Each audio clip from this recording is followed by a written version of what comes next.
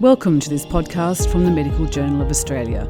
My name is Sally Block, the MJA's news and online editor. Suicide is the leading cause of death for women during the perinatal phase of pregnancy.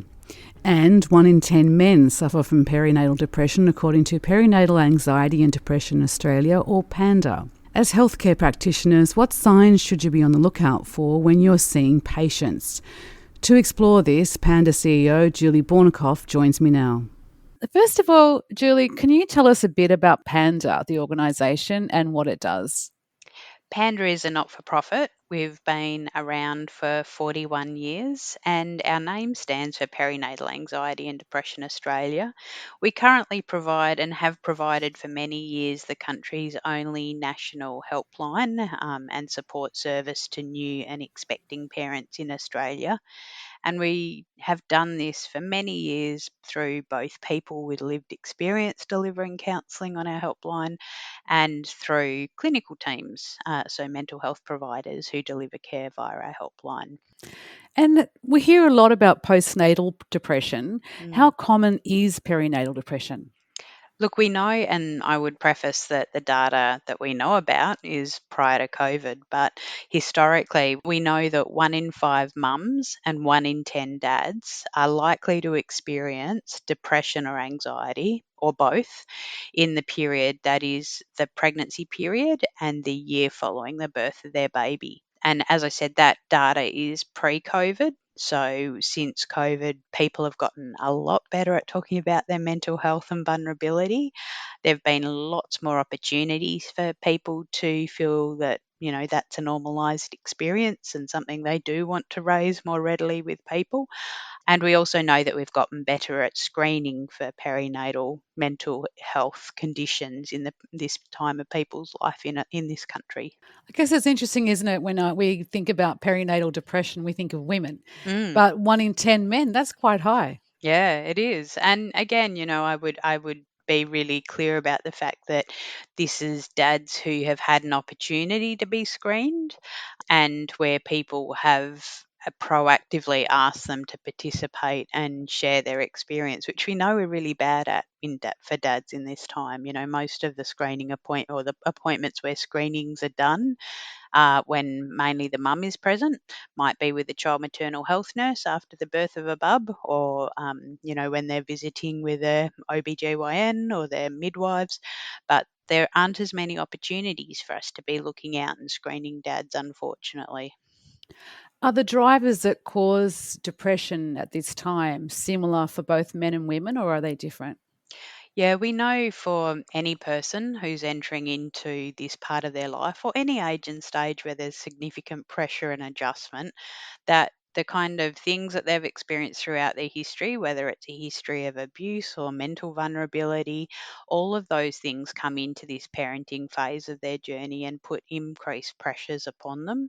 And that can result in, pre existing mental vulnerabilities becoming worsened or exacerbated.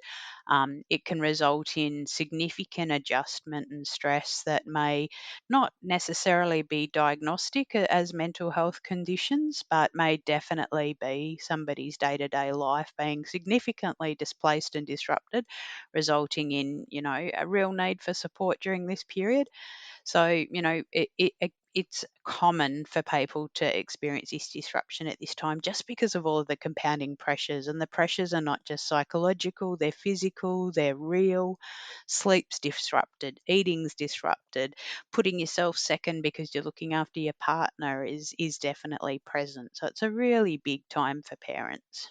And you mentioned before that pre-existing mental health conditions, as well as would childhood trauma play Mm. a part in this as well? Yes, most definitely. We know that childhood trauma has, an overlay into every single age and stage that somebody's going through as an individual and exacerbates their mental health and their ability to be resilient, but also pre-existing, experience of mental health conditions. So it most definitely has a role to play in terms of exacerbating people's experience in this perinatal time. We also know that when people haven't had, the modeling and the parental support in as children, that they go into this period not knowing how to benchmark the parent they want to be, or also feeling like they really don't want to be the parent that they had.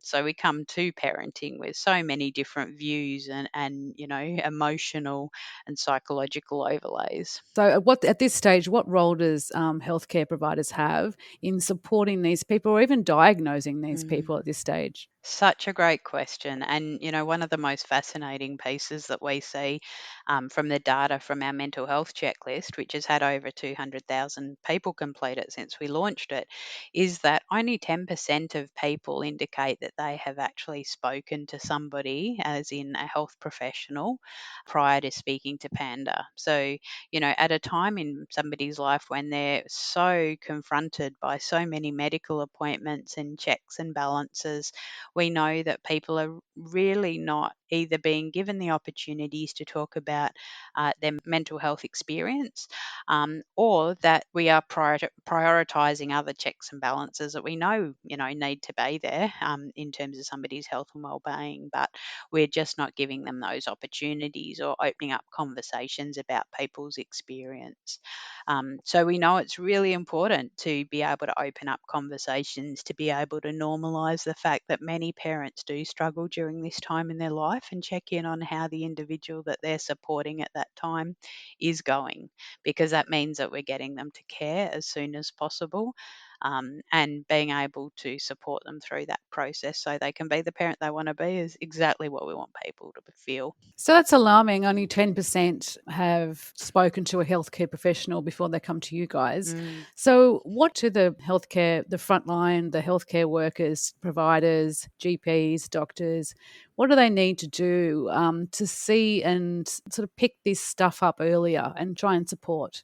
For those who are seeing people that they've seen for longitudinally, so, over an extended period of time, and ideally, longer than the pregnancy period, you want to be looking for things that don't look normal in terms of, the kind of shoulding and musting dialogue for people who are no longer putting their health and well-being first, who see significant disruptions to their kind of daily living and the things that they used to do to feed their soul and look out after themselves. So we want to be picking up those things as healthcare providers, which is really difficult when we know that healthcare providers are maxed out and not able to necessarily see people for a continuous period. But for people who haven't been supporting somebody for a significant period of time, you want to be listening to language. You want to be listening for catastrophic kind of thinking, or, you know, statements in which parents are disclosing that they, fear that they're not going to be a good parent, that they fear that they're, going to miss something or hurt their baby, for these blanket statements that kind of indicate that somebody may be already identifying that they're going to have trouble in parenting their child. Because we also know that for many people, they have these fears there and they get in the way of them experiencing the parenting journey as a positive, because they're putting all of these pressures onto themselves. I mean, I could imagine that's worse these days because there's, so many pictures on social media of happy families Mm, and all that kind of thing, mhm, much more than before, many years mm. ago. So, does that exacerbate these problems for people? Most certainly. We know that for many of our callers to the helpline, they have put their own needs last, and they've, made these assumptions that they haven't reached out for support or sought support as early as they probably could have, because there are other people who could be worse off. As a community and a culture, we're really great at disvalidating our own experience and putting others before ourselves. So that's quite normal. We also know that from callers, there is still this intrinsic fear that if I say I'm not doing well, somebody's going to take my baby away. And that's especially evident for women. And, we know from our data as well that very few people have opened up conversations with child health nurses or midwives. And, we still know that people feel that they don't want, health professionals and the community to see that they're failing as a parent, when we know that they're not failing as a parent. They're just dealing with the day-to-day pressures. So there's still, as I said, there's these expectations around parenting Mm, that of perfection, that you can't have a day where you just, you are struggling and, you worried you might hurt your child, mm. your baby. Yeah.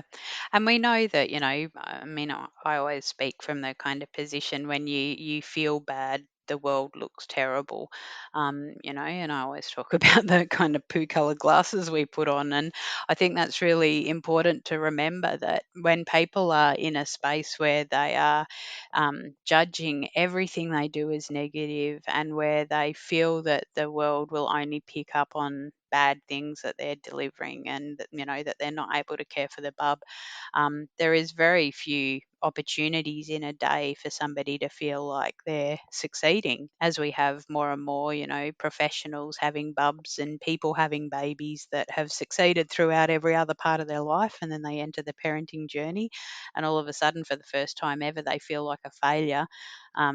It's really hard to pull people out of that and help them to feel resilient. So opening up conversations that help normalize that everybody struggles to some degree during this time, and that we know that lots of mums and dads experience anxiety and depression and stress.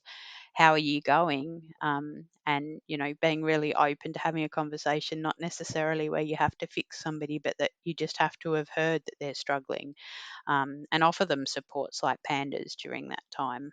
Mhm. So, an HCP comes across a patient who's struggling Mhm. in the perinatal phase. What is the best thing that they can do, and what treatments are available to patients?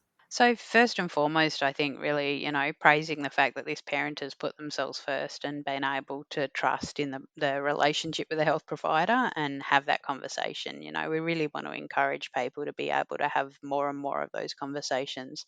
Then I think based on the severity of the individual's need, if they're at the pointy end of need, you want to be getting them into, tertiary services and supports, mother baby units, and wherever you can, making mums safe and bubs safe through that process. Because we still know that suicide and the risk of suicide is one of the leading causes of maternal death during this time. So we want to be really prioritising that we're putting people and their safety first. We also then want to be making sure that we're connecting people with the right parts of the system. So whether you're developing up a mental health treatment plan, or looking at supports in the community that can help people at their local level, the more they can be connected to their mums groups and their local infrastructure, we know that they're going to get well, and be better quicker. So making sure that you're looking at supports that are available.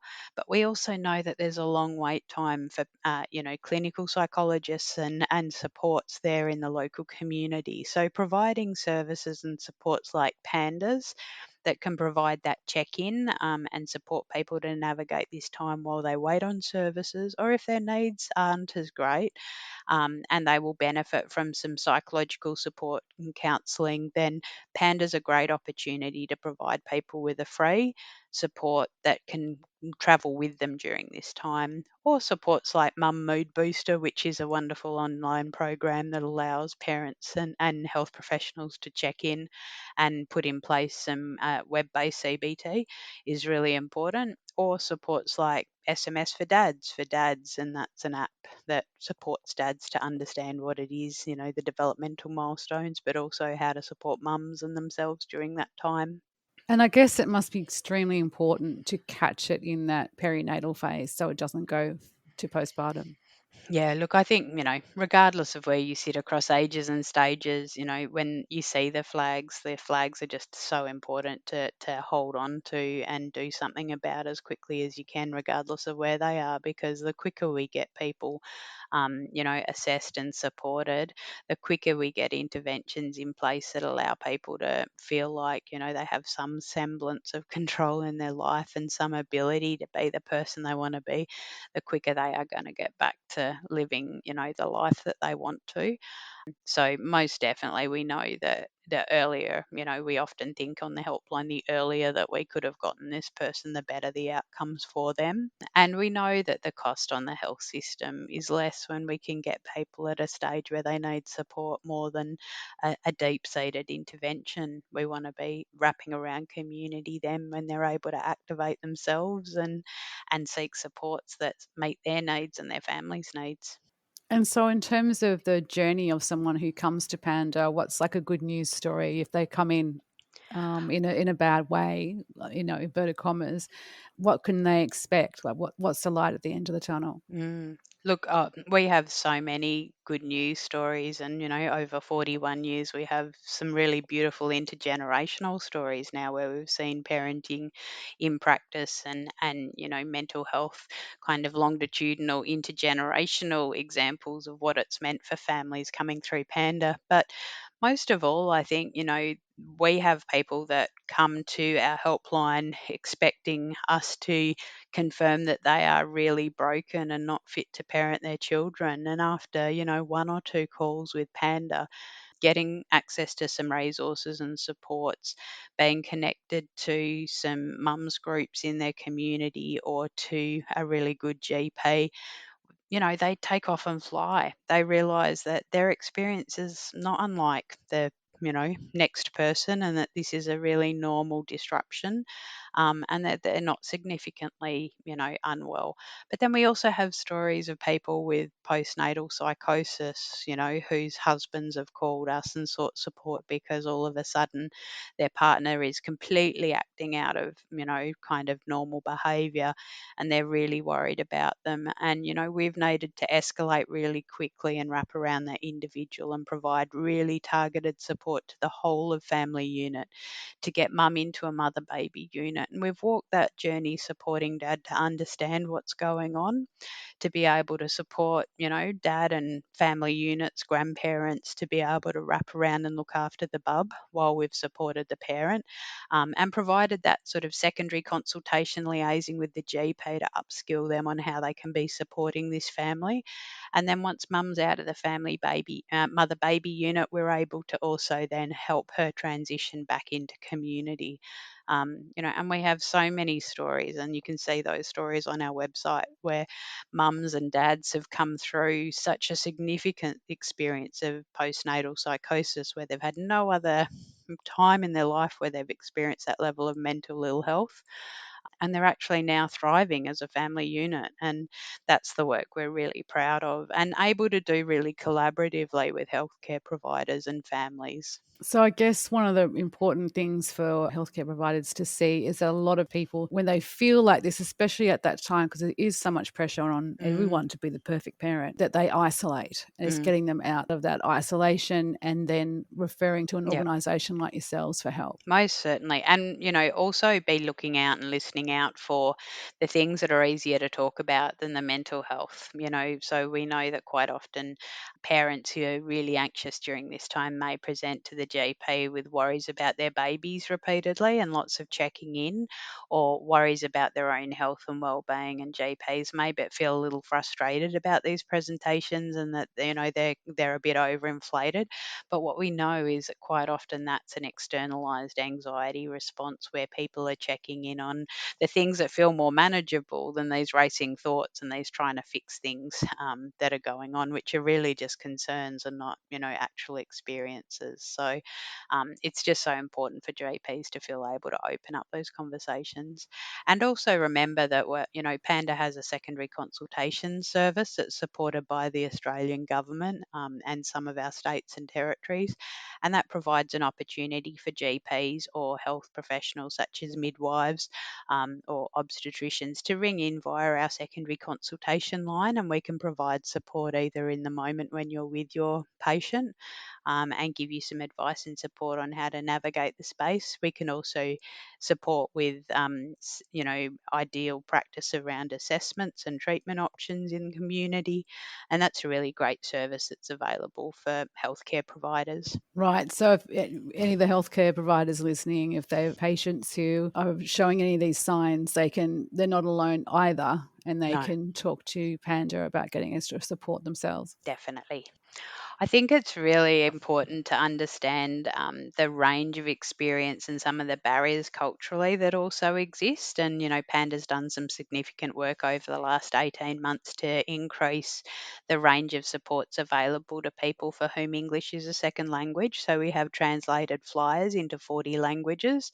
And we're also on the 17th of February launching our translated mental health checklist, which is an amazing resource that's available available freely on our website 24 hours a day, where people can go and complete a self checklist of 30 questions, and it gives them a read and a report that they can bring to the GP, or they can open up and have conversations around. So we're going to have that translated into 40 languages, which we're really proud of, because we know that there are many cultural communities where there's not a lot spoken about in terms of this perinatal period and the vulnerabilities that people have, and also, the experiences then downplayed because, of course, as you said before, there is this expectation that everyone copes with the parenting journey, when we know that that's not, in fact, the reality. So Panda's really proud to have those resources, and they're a great tool for health professionals to be able to push out through their community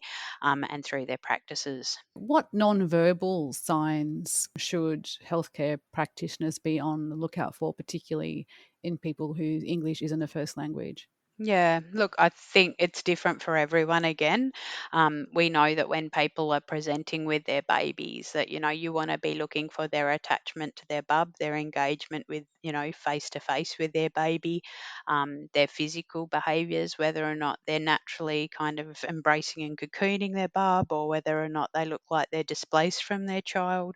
You want to be looking for all of those physical cues when they're the individual. You also want to be looking out for those standard sort of pieces when mums and dads present together, in the case of where there may be partner violence, to make sure that you're looking at the congruence between how the partners are, connecting together in your practice space, whether or not they're, again, leaning over the bub or leaning away from, how they react when you move forward in your seat towards mum or bub.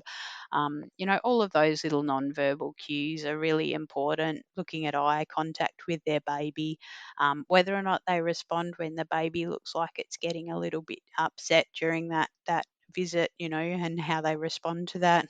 That's amazing information.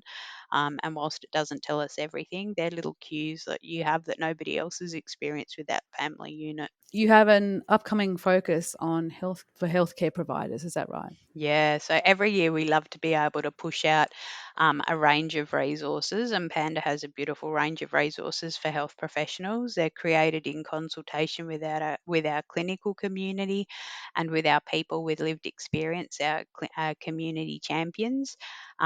They focus in on not just practice tools and approaches, but our education and training. So we have a beautiful range of education and training that's available, self-paced courses for healthcare professionals into particular areas, whether it's suicide risk or supporting parents, supporting dads, getting a general understanding around perinatal anxiety and depression. So they're available. And then we have amazing resources. So things that you can have within your practice that you can give to people, either as a digital resource or an actual free download. And we print, pack, post all of our resources. You can order those free online. Thank you to my special guest, Julie Borninkhof, who is the CEO of Panda. You can find more podcasts on our website at mja.com.au or wherever you find your podcasts. Thank you so much for listening.